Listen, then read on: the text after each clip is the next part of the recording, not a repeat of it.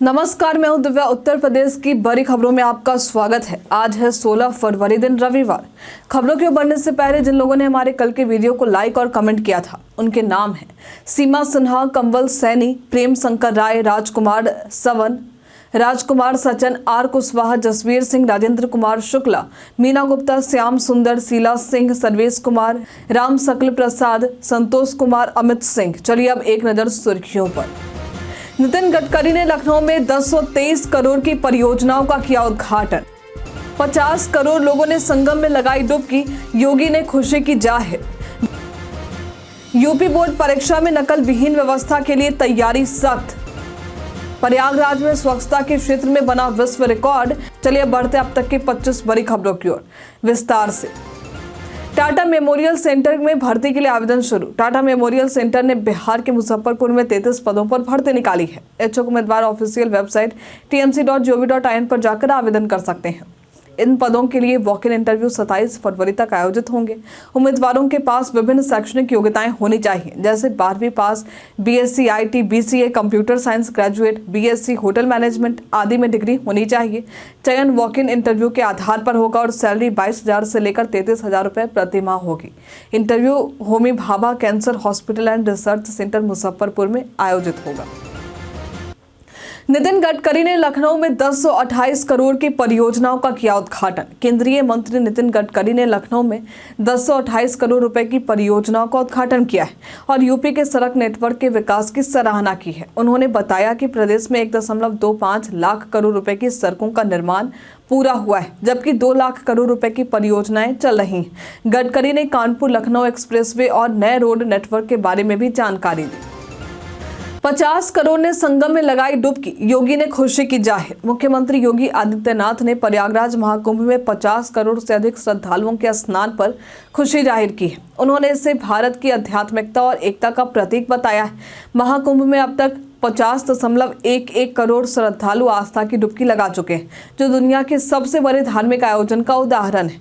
ये संख्या 60 करोड़ तक पहुंचने की संभावना है। बोर्ड परीक्षा में नकल विहीन व्यवस्था के लिए फौज उतारी। प्रदेश में हाई स्कूल और इंटर परीक्षा को नकल विहीन आयोजित करने के लिए शिक्षा विभाग ने अधिकारियों का दल गठित किया है।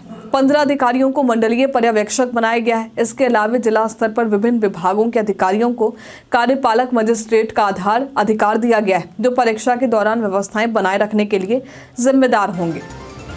सूर सरोवर पक्षी विहार के इको सेंसिटिव जोन शून्य करने पर प्रदेश सरकार से मांगा जवाब। नेशनल ग्रीन ट्रिब्यूनल ने सूर सरोवर पक्षी विहार के इको सेंसिटिव जोन शून्य करने के मामले में प्रदेश सरकार से जवाब तलब किया है।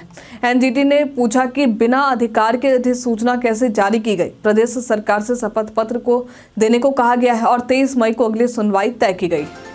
प्रयागराज में स्वच्छता के क्षेत्र में बना विश्व रिकॉर्ड। प्रयागराज महाकुंभ 2025 ने न केवल 50 करोड़ श्रद्धालुओं के स्नान का विश्व रिकॉर्ड बनाया है, बल्कि स्वच्छता के क्षेत्र में भी एक अनूठा कीर्तिमान स्थापित किया है। 300 से अधिक सफाई कर्मियों ने गंगा के 3 प्रमुख घाटों पर मिलकर सफाई अभियान चलाया। इस अभियान को Guinness book of world record द्वारा सत्यापित किया जाएगा। मेरठ दून हाईवे को 6 लेन में बदलने की है तैयारी। मेरठ के देहरादून, हरिद्वार और मसूरी जाने का समय जल्द ही घटेगा।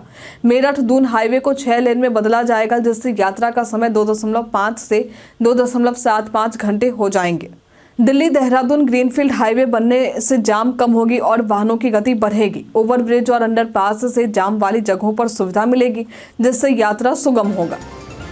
इन 10 टिप्स से स्मार्टफोन प्राइवेसी को रखें सुरक्षित। फोन की प्राइवेसी को मेंटेन करने के लिए कुछ महत्वपूर्ण कदम उठाने चाहिए। सबसे पहले अपने फोन को मजबूत पासवर्ड, पिन या बायोमेट्रिक ऑथेंटिकेशन से सिक्योर करें और 2 फैक्टर ऑथेंटिकेशन का उपयोग करें। सॉफ्टवेयर को नियमित रूप से अपडेट रखें और ऐप परमिशंस को लिमिट रखें। पब्लिक वाईफाई पर सेंसिटिव अकाउंट्स एक्सेस करने से बचें और ब्लूटूथ तथा लोकेशन सर्विसेज को जरूरत न होने पर डिसेबल कर दें। एनक्रिप्टेड मैसेजिंग ऐप्स का इस्तेमाल करें और अनवेरिफाइड ऐप्स से बचें। प्राइवेसी फोकस्ड ब्राउजर और सर्च इंजन का उपयोग करें और क्लाउड बैकअप को एनक्रिप्ट रखें। इन स्टेप्स को अपनाकर आप अपने स्मार्टफोन की सुरक्षा और प्राइवेसी को बेहतर बना सकते हैं। प्रशासनिक सुधार विभाग के उप मुख्य निरीक्षक ने विभागों का किया निरीक्षण। प्रशासनिक सुधार विभाग के उप मुख्य निरीक्षक पंकज सक्सेना ने पंचायत राज और नलकूप विभाग का निरीक्षण किया है। दस्तावेजों में गड़बड़ी और लंबित मामलों पर नाराजगी जताई। नलकूप खंड में खामियों को सुधारने का आदेश दिया। इसके बाद उन्होंने धनसारी कचरा केंद्र को डंपिंग ग्राउंड बनने पर फटकार लगाई है। उत्तर प्रदेश पर्यटन में बात होगी ब्रिटिश रेजिडेंसी लखनऊ की। इस रेजिडेंसी कॉम्प्लेक्स के नाम से भी जाना जाता है, जो उत्तर प्रदेश के लखनऊ में स्थित है। देश की ऐतिहासिक और पुरानी इमारतों में से ये भी एक इमारत है। इसका निर्माण 1780 और 1800 के बीच में हुआ था। आज भी ये इमारत स्वतंत्रता के संघर्ष की कई कहानियों को अपने अंदर समेटे हुए है। यदि आप कहीं घूमने की योजना बना रहे हैं तो और आपको ऐतिहासिक स्थलों पर घूमना पसंद है तो यहाँ आ सकते हैं। जानिए एसी कोच में घुसने पर रेलवे क्या देती है सजा। रेलवे एसी कोच में बिना टिकट या जबरन घुसने वालों के खिलाफ कड़ी कार्रवाई करती है। रेलवे अधिनियम 1989 के तहत ऐसे यात्रियों पर जुर्माना लगाया जा सकता है। हिंसक व्यवहार करने पर जेल भी भेजा जा सकता है। सबसे पहले यात्री को 250 रुपये का जुर्माना देना होता है। इसके बाद उसे ट्रेन में चढ़ने वाले स्टेशन से लेकर टीटी द्वारा पकड़े जाने तक का किराया भी भरना होता है। अगर यात्री हिंसक तरीके से घुसने की कोशिश करता है तो रेलवे प्रोटेक्शन फोर्स यानी RPF को बुलाया जा सकता है और उसे जेल भेजा जा सकता है। आज महाकुंभ में नो व्हीकल जोन लागू। शनिवार से महाकुंभ मेले में 2 दिनों के लिए नो व्हीकल जोन लागू किया गया है, जो आज भी रहेगा, जिसमें केवल प्रशासनिक और चिकित्सीय वाहन चल सकेंगे।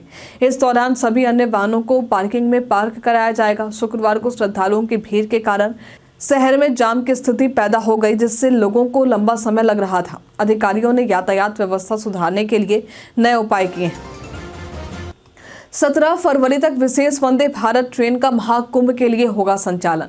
महाकुंभ मेले में श्रद्धालुओं की सुविधा के लिए केंद्र सरकार ने 15 से 17 फरवरी तक विशेष वंदे भारत ट्रेन चलाने का ऐलान किया है।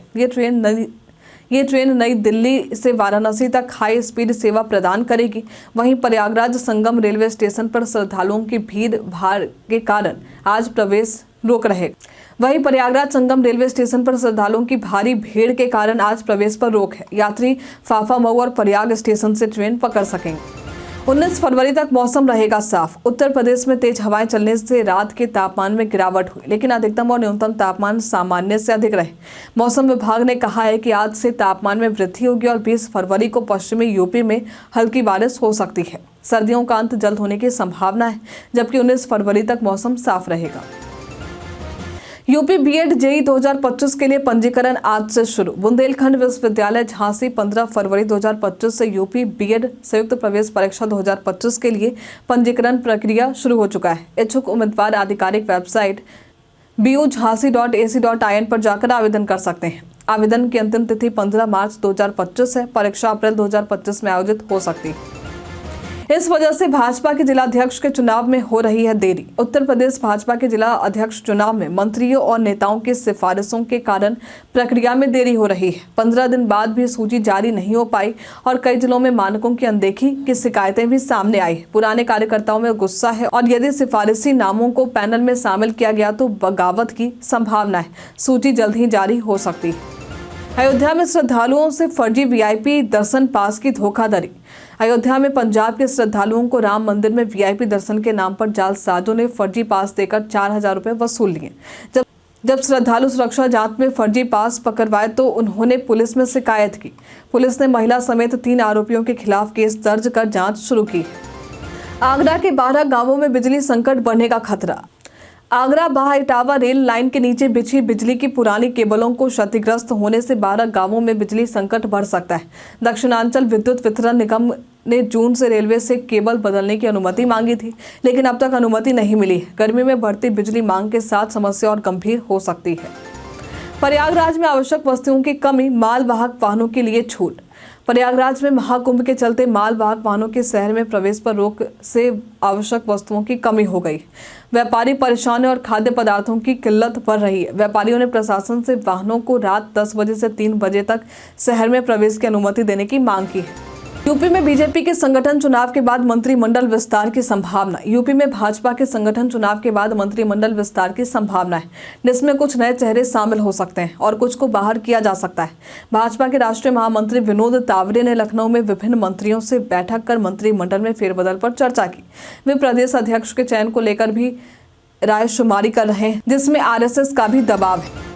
महाकुंभ में किन्नर अखाड़ा के महामंडलेश्वर पर हमला।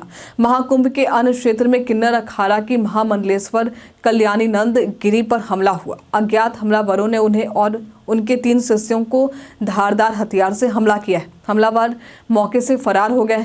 पुलिस के अनुसार किन्नरों के 2 ग्रुप के बीच पुरानी रंजिश के कारण ये हमला हुआ है। मामले की जांच जारी है। जीएसटी चोरी के मामले में पंजाब से मंगाई गई 29 ब्रास सीट जब्त। राज्य कर विभाग ने रेलवे स्टेशन पर छापेमारी कर 25 लाख रुपए की 29 ब्रास सीट जब्त की है, जो अवैध रूप से पंजाब से लाई गई थी। विभाग ने जीएसटी चोरी रोकने के लिए रेलवे से समन्वय स्थापित करने के लिए 2 संयुक्त आयुक्तों को तैनात किया है। वहीं एक कारोबारी को 10 लाख रुपए के बकाये पर गिरफ्तार किया गया है। चैंपियंस ट्रॉफी को इस ऐप पर देख सकते हैं लाइव। आईसीसी चैंपियंस ट्रॉफी 2025 का आयोजन 19 फरवरी से होगा, जिससे भारत का पहला मुकाबला बांग्लादेश से होगा। टूर्नामेंट की लाइव स्ट्रीमिंग जियो स्टार हॉटस्टार ऐप पर होगी और मैच स्टार व नेटवर्क 18 चैनल्स पर भी प्रसारित होंगे। लाइव कमेंट्री 9 भाषाओं में उपलब्ध होगी। विभिन्न देशों में अलग अलग ब्रॉडकास्टर्स के माध्यम से मैच देखे जा सकेंगे। कई कारणों से दर्ज है भारत के इतिहास में आज की तारीख। आज के दिन वर्ष 1969 में मिर्जा गालिब की 100वीं पुण्यतिथि पर डाक टिकट जारी किया गया था। आज के दिन वर्ष 1982 में कोलकाता में पहली बार Jawaharlal Nehru international gold cup football tournament का आयोजन हुआ था। आज के दिन वर्ष 1822 में राजेंद्र लाल मित्रा का जन्म हुआ था। ये भारत विद्या से संबंधित विषयों के प्रख्यात विद्वान थे। आज के दिन वर्ष 1931 में भारतीय हिंदी लेखक, आलोचक, कवि और गद्यकार विश्वनाथ त्रिपाठी का जन्म हुआ था। आज के दिन वर्ष 2022 में बप्पी लहरी का निधन हुआ था। ये एक प्रसिद्ध भारतीय गायक। आप भी तकिए के पास मोबाइल रखकर सोते हैं तो हो जाए सावधान। मोबाइल फोन को तकिए के पास रखकर सोने से कई स्वास्थ्य संबंधी समस्याएं हो सकती हैं। मोबाइल से निकलने वाली इलेक्ट्रोमैग्नेटिक रेडिएशन सिर में दर्द, चक्कर और आंखों में दर्द का कारण बन सकती है। इसके अलावा ये ब्रेन ट्यूमर जैसी गंभीर बीमारियों का खतरा भी बढ़ा सकता है। मोबाइल की गर्मी से त्वचा संबंधित समस्याएं उत्पन्न हो सकती हैं। नींद में खलल भी पड़ती है, क्योंकि फोन के स्क्रीन से निकलने वाली नीली रोशनी मेलाटोनिन हार्मोन के उत्पादन को कम करती है, जिससे नींद की गुणवत्ता प्रभावित होती और मानसिक तनाव भी बढ़ सकता है। इसी के साथ बढ़ते आज के सवाल की ओर। तो आज का सवाल है, आपके अनुसार परीक्षाओं में कदाचार को रोकने के लिए प्रशासन को और क्या कदम उठाने चाहिए? आप अपना जवाब हमें कमेंट में लिखकर जरूर बताइए। आज के लिए फिलहाल इतना ही। उत्तर प्रदेश की तमाम खबरों के साथ बने रहने के लिए देखते रहे डेली यूपी। और साथ ही अगर आप यूट्यूब से देख रहे हैं तो चैनल को लाइक करना और सब्सक्राइब करना। अगर आप फेसबुक से देख रहे हैं तो पेज को फॉलो करना ना भूलें। धन्यवाद।